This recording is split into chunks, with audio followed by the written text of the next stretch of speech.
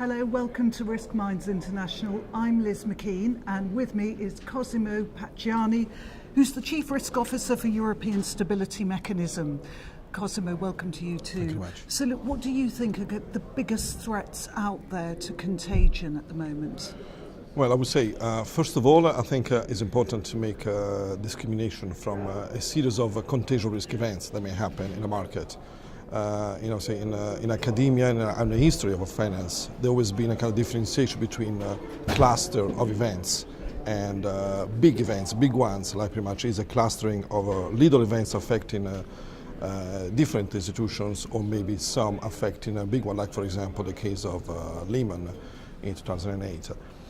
At the moment, I think if you look at the kind of threats that we have in terms of contagion risks, we still have the kind of what I call the tested threats, so the threats that are coming from what could be defined like events like political changes or macroeconomic trends that are reverting, etc., that could create some kind of what I call a soft wave of events that could create some contagion, either in a regional, in a different region, or in an industry, etc., then propagated to other industries. Think about what happened on a crisis with the real estate sector, or even recently the bit of shock, some shock waves that came from the shipping crisis in Korea. So these are kind of more classical and tested threats where usually the markets know how to react, how to interpret them, and to review them. I think there's another class of threats now that are emerging that I will define as not tested threats. Why? Because we still didn't have any capacity to go through one of the crises arising, for example, from cybersecurity issues that are arising from the extreme technologization of the financial industry, so the creation of fintech companies, etc. Another one could come from the test that we have of the CPC, of the collateral CCPs, of the collateral management, clearing houses, etc. So it's another area that was not tested through a crisis. You mentioned cybersecurity. We've heard earlier from Sarah Dahlgren from McKinsey saying that cybersecurity is one of the things that keeps her awake at night. How prepared is the system, do you think, to deal with that kind you I would say, first of all, it's down to the level of interconnectedness of the institutions. I think if you look today at the financial markets, the level of interconnection is high, will remain very high. So I think it's difficult to judge how a specific shock will propagate through the system. I think what is important for each institution, including mine, for each institution operating in the markets, is to have the capacity to understand what are the specific risks that are associated to their operations. Because when you talk about cybersecurity, it's a huge world of potential threats. It's not only the phishing scam, etc., or the penetration or the hacking, but there are many other examples of threats. So I think it's down to each institution to look at what are the risks that they need to be prepared for, and they understand how they're propagating. But I think it's difficult to define. For sure, it's a big risk, and it's associated to the technological advancement of the institutions. Because one of the issues about cybersecurity or security or IT risk is that often institutions that be lagging behind in terms of their capacity, in terms of the technology, maybe they're most impacted by a potential crisis. And looking beyond cybersecurity, what else can be done to mitigate some of the risks you've been talking about? It's always down to, first of all, the risk identification. Talking about institutional level, what kind of risks you're exposed to and how you're mitigating. Pretty much is that you're creating a buffer zone around each risk you're managing. Could be market, operational, even credit risk. I think nowadays what is more and more important is data quality in the system capacity, etc., because it's where the industry is going.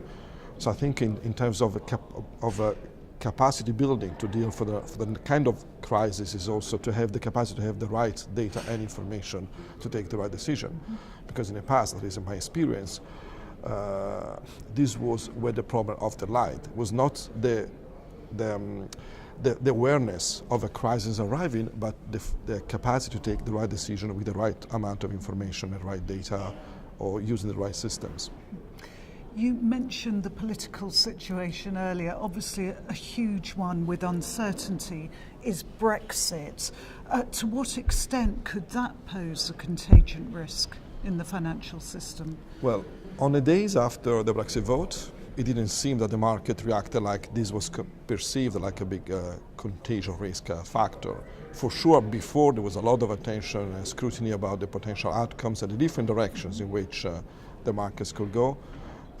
For sure, here we are talking about, with Brexit, on a change on paradigm. Think about all the businesses that are based in London and what is going to happen to them, with the institutions, etc.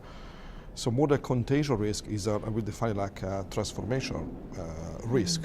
So I think it's more about to understand what are the next steps. The first shock was the Brexit vote, or the result, and then after it's more about adapting to the different scenarios that we have seen developing under our eyes. And obviously, to adapt, people need facts. What will be the effect of uncertainty?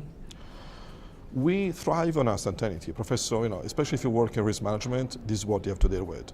The Professor Power defined the role of the chief risk officer like the chief ignorance officer.